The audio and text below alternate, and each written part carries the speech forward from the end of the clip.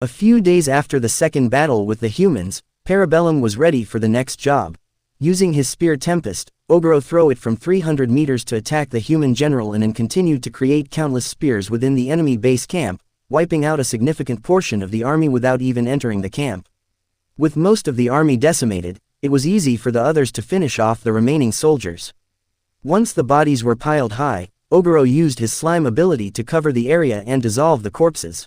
Following this overwhelming victory, Ogre was invited to celebrate with the elf village chief. He headed to the village with the redhead girl and the female knight. However, due to the ongoing war with the humans, the elves in the village were wary of having humans among them. The redhead girl asked if it was really okay for them to be there given the current situation, but Ogre reassured them that the village elder was more understanding than the elves outside and would not have a problem with their presence. The village elder and his daughter soon arrived with some wine to start the celebration. The elder thanked Ogre for his help, noting that the human armies had been cornered largely due to his efforts. He expressed a desire to end the war swiftly and planned to send his best unit to finish off the remaining human forces. Ogre agreed to the elder's plan and returned home with the female knight to finalize the attack plans. On the way, the female knight revealed that she had devoted herself to Ogre but also had a duty to her kingdom. She asked Ogre to send some elven medicine to cure the princess of her illness. Ogre saw the benefit in this, as it could prevent further conflict between the humans and elves and might earn him favor for future assistance. However, there was a concern about the world's main religion, which involves 5 great gods whose blessings could lead to complications.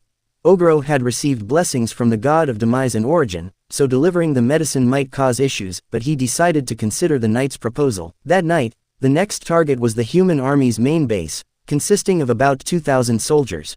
Given the size of their own 650 soldiers, a direct clash without a plan would be disastrous. Ogre learned that the humans had received reinforcements from the 8 heroes, who were the mightiest warriors among them, blessed by the gods and capable of enhancing their allies' abilities. This made the final battle challenging, but Ogre was eager to gain powerful abilities from defeating them. To begin the attack, Ogre summoned several skeleton soldiers. Dami expressed concern about the skeletons being destroyed by sunlight, but Ogre had modified them to withstand it. He planned to leave clearing out the surrounding soldiers to Ogrekichi while he and the skeletons struck the center from the darkness. The skeleton army emerged and engaged the humans in a fierce clash. The humans tried to hold out until sunrise, knowing that sunlight would weaken the skeletons. When dawn came and some skeletons started to be destroyed, Ogre's modifications activated, coating the skeletons in slime to prevent them from burning up. This put the human army in a dire situation. Once the humans were sufficiently weakened, Ogre prepared to finish them off. Meanwhile, the hero summoned to the base camp was displeased about his vacation being interrupted but was intrigued by Ogre's strength. The hero, known as Filippo, the bug hero, saw Ogre as a notable opponent. Filippo, with his bug-like appearance and blessings from the enchantress god, showed off some of his own abilities. He used necromancy to animate the corpses with bugs, making them immune to sunlight and more dangerous. Ogre struggled against Filippo's bug army but managed to hold his ground. Filippo, impressed by Ogre's resilience, decided to call in his ultimate weapon, a giant centipede. This creature injected Ogre with a lethal venom, but Ogre continued to fight. Despite being poisoned, he managed to evade death. Filippo, intrigued by Ogre's survival, tried to dissect his corpse but found it missing. Filippo then confronted Ogre directly. Ogre, interested in learning about Filippo's powers, used his own bug transformation to even the playing field. The battle continued fiercely with both combatants showcasing their abilities. Ogre eventually defeated Filippo, who retreated despite being injured. After the battle, Ogre sent a clone to the human camp to deliver the elven medicine with the condition that the war against the elves be halted. The commander agreed to withdraw and send a message home. Ogre had avoided escalating the conflict further, which could have led to a full-scale attack on the elves. Now that the war was over, Ogre focused on giving a proper burial to the 30 Parabellum members who lost their lives in the battle. In this world, failing to perform proper burials could result in the dead becoming zombies or ghosts. After a solemn prayer and farewell, everyone hoped that the fallen would rest in peace. The next day, Ogre is startled awake to find a goblin named Hobfu staring at him. After the recent battle, many goblins have evolved, and Hobfu, now closer to Ogre's level, is eager to join him. Ogre ignores her and continues his rounds, checking on Hobji, who has been healing the injured soldiers. Hobji has evolved into a half-saint lord and gained a unique skill, Shellfield, a barrier powerful enough to withstand 20 shots from Ogre punch. Meanwhile, Hobfu is interested in receiving attention from Hobji as well. Goburou explains that Hobfu had been consuming zombie corpses, which led to her evolution into a ghoul. She has been begging for attention from the three of them, which unsettles Goburou. He tries to ignore it, but things only get stranger when Hobmi, who has eyes on the back of her neck, apologizes for her lack of control over them. Goburou explains that Hobmi is a Dodomeki, a species skilled in support magic and illusory, likely surpassing Goburou in these areas. The evolved goblins now have new names.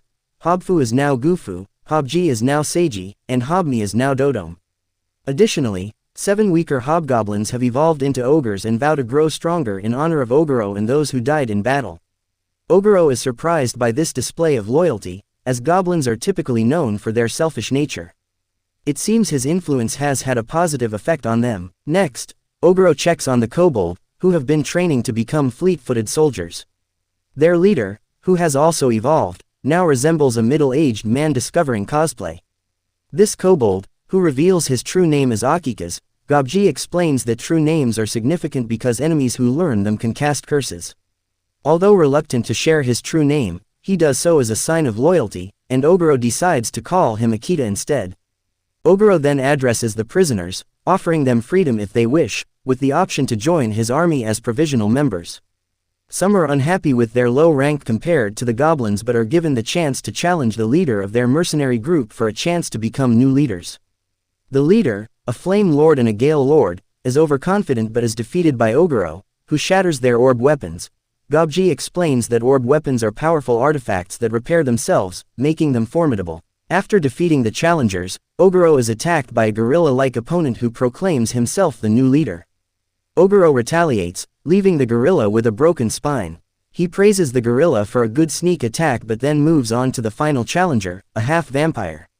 Goburou gives him a severe beating but provides him with his own blood to prevent death, as vampires heal from consuming blood, while the other prisoners feel that they should be grateful that Goburou released them from slavery and will help him. The provisional members, totaling 50, are mostly dissatisfied with their current status but resolve to prove their worth in battle.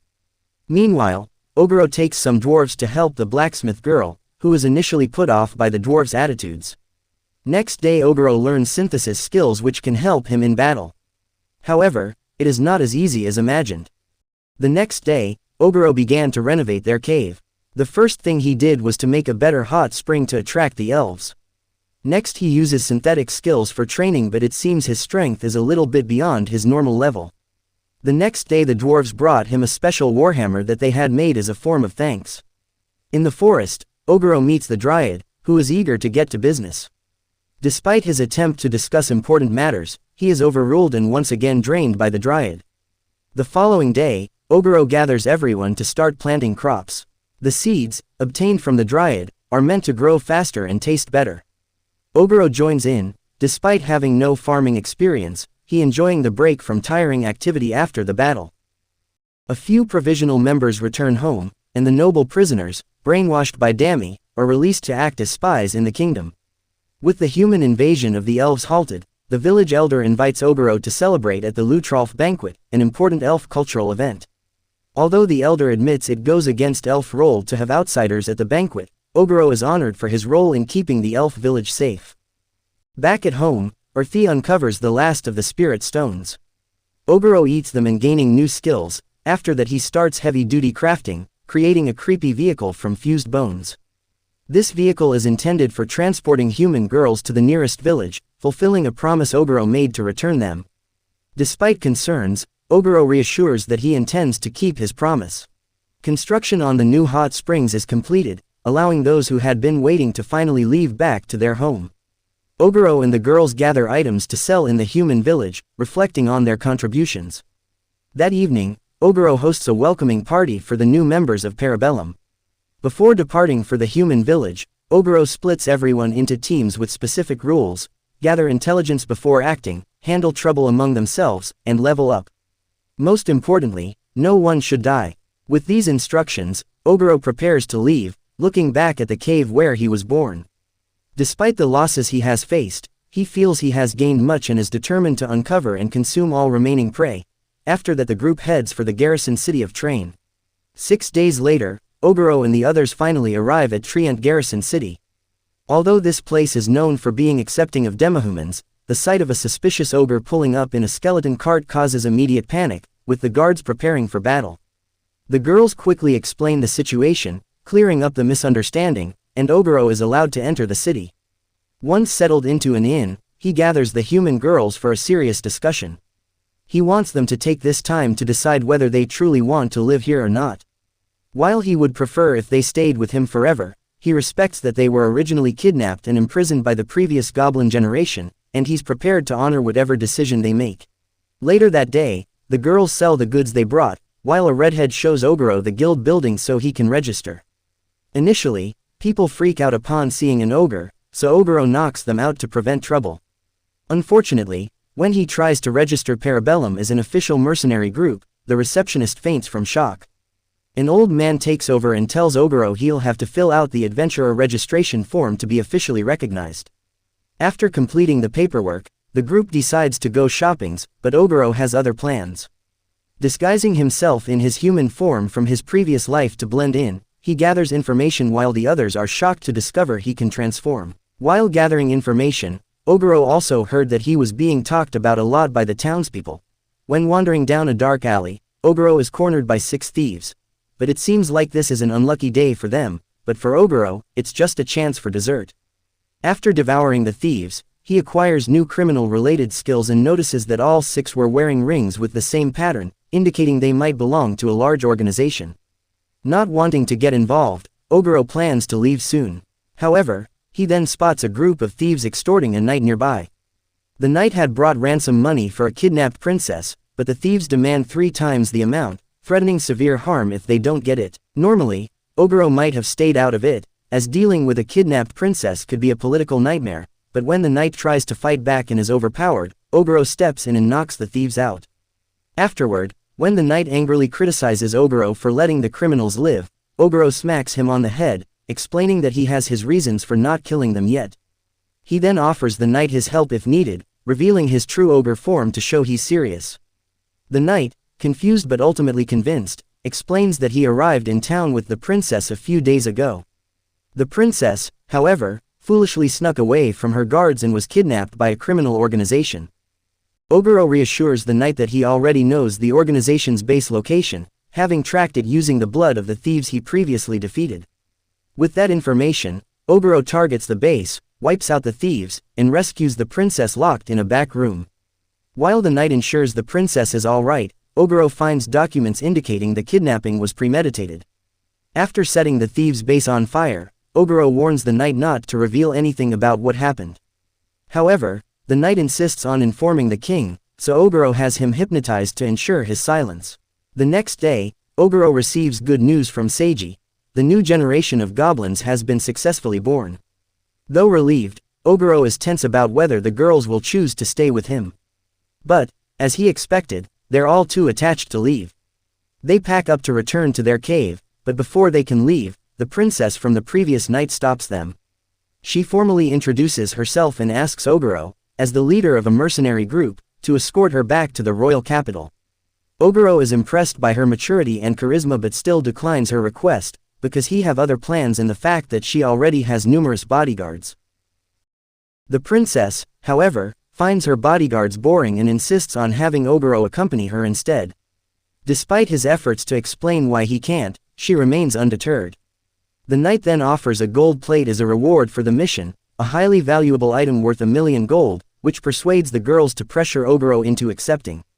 Reluctantly, he agrees, since he's interested in visiting the royal capital anyway. But when they're ready to depart, Ogre notices that none of the princess's guards are present. She admits she ditched them, leaving them searching for her frantically. Realizing the situation could easily be misunderstood, Ogre still fulfills his end of the bargain since he already signed the contract, which cannot be broken. On the road, the princess asks many questions about the skeleton centipede they're riding and the animals they encounter. Ogre patiently answers, and when they spot animals suitable for lunch, he and Dammy slaughter some for a meal. He disguises the skeleton centipede to look less threatening but still has to deal with the princess's constant antics, including nearly jumping off the carriage and disturbing the twins while they cook.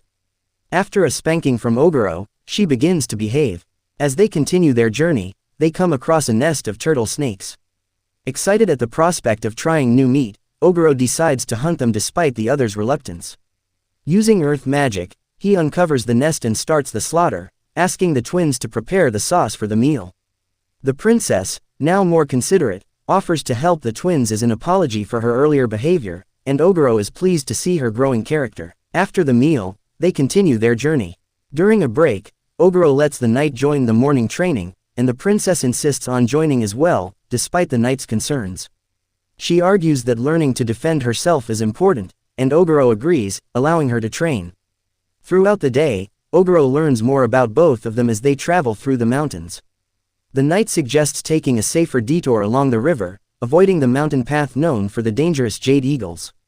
However, Goburou, intrigued by the challenge, decides to hunt the powerful monsters instead. The next day, they travel through the canyon, where Goburou easily dispatches the regular eagles, providing breakfast for the group. But when the real threat arrives, Goburou instructs everyone to stay inside the carriage for their safety. An hour passes with no word from Goburou, causing concern among the group. Dami, however, has complete faith in Goburou's ability. Just as they start to worry, the battle suddenly goes quiet. They peek outside, only to see Goburou missing an arm and still under attack by the Jade Eagle. Despite appearances, Goburou was merely testing the eagle's strength. Satisfied with the challenge, he regenerates his arm by eating it, transforms, and one-shots the eagle. After the battle, Goburou discovers a rare spirit stone in the eagle's body, worth a small fortune. The girls advise him not to eat it due to its immense value. He then eats some of the eagle's meat, gaining new skills in a transformation. While inspecting himself, the princess approaches and asks why he always eats everything he kills. Goburou explains that he does this as a way of honoring those he has defeated, carrying the burden of their resentment and ensuring they are not forgotten. He intends to keep on challenging and eating monsters that get in his way.